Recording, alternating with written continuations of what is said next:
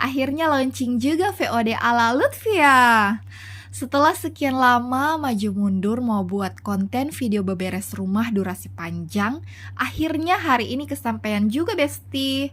Pokoknya nggak tahu kenapa itu kayak enak saja begitu ya kalau kita lihat konten beberes rumah.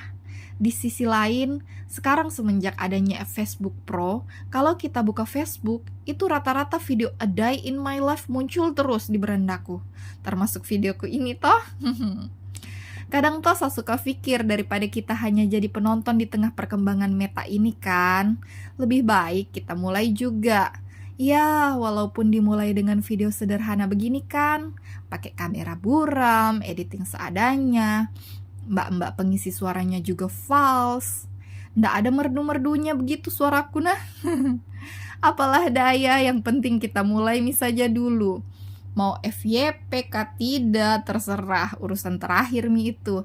Ini saya buat VOD juga bagian dari kesenangan pribadiku nah, untuk mengabadikan momen keseharian yang mungkin suatu saat kita akan rindukan momen seperti ini. Tapi ngomong-ngomong, kalau bicara terkait kemunculan perkembangan zaman ini, plus minus juga menurut pandanganku nah. Di sisi lain, kita bisa mendapatkan manfaat lebih. Tapi, di sisi lain juga, untuk mengejar target itu, banyak juga pihak-pihak yang belum bisa memberikan batasan untuk dirinya sendiri. Apakah video yang mereka upload, kira-kira itu ditampilkan untuk publik, pantas jika, atau kalau jadi tontonan orang banyak? Secara begitu ya, kita ini masyarakat Indonesia yang kalau rambut pirang pulang malam saja itu, kita diceritai nih dari tetangga rumah sampai ujung kecamatan. Katanya, perempuan itu tidak baik, astagfirullah. Maksudnya, jangan lupa mengedepankan nilai dan norma dalam kehidupan bermasyarakat kalau buat konten ya guys. Mudah-mudahan kita semua diberikan umur panjang, rezeki, dan pengetahuan yang melimpah dalam menaklukkan tantangan perkembangan zaman ini nah. Soalnya, Indonesia saat ini sedang menghadapi tantangan perkembangan ekonomi digital dari berbagai belahan dunia. Indonesia sendiri, tantangan perkembangan ekonomi digital mulai meroket sejak adanya pandemi guys. Bahkan tidak cukup memungkinkan nanti pasar-pasar tradisional kita ini sendiri akan digantikan dengan pasar digital.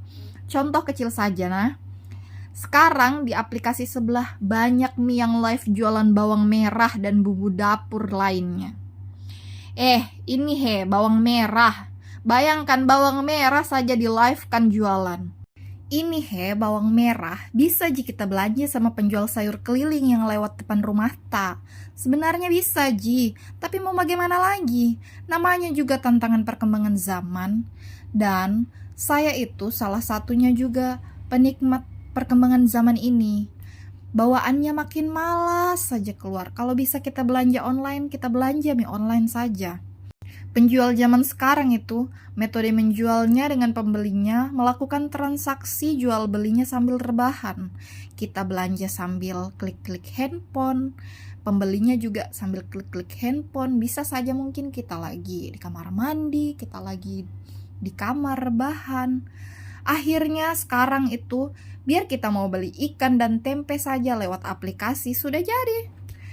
Jadi sekarang itu nafkah dari suamiku kadang lebih banyak saya manfaatkan kalau nafkah berbentuk e-money. Kalian tahu e-money? Ini juga tantangan untuk penjual tradisional yang belum bisa memanfaatkan perkembangan teknologi ya guys. Sebaiknya kita sama-sama belajar. Karena tenaga pengajar juga sekarang itu yang sudah nenek-nenek pun seperti mamaku dituntut untuk melek teknologi. Jadi sebelum kita ditelan sama ini teknologi, belajar memang branding e-commerce milikmu.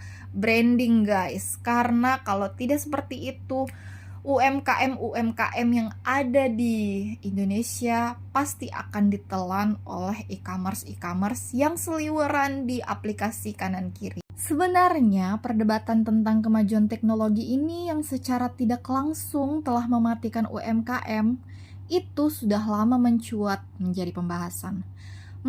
Tapi coba deh, kita sebagai pelaku usaha kecil menengah, refleksi diri juga. Sudahkah kita sebagai pelaku usaha belajar untuk memajukan usaha kita sendiri agar tidak kalah saing dengan yang baru-baru itu. So mengerti, faktor luar itu seperti regulasi atau kemajuan aplikasi-aplikasi cuan ini sangat berpengaruh.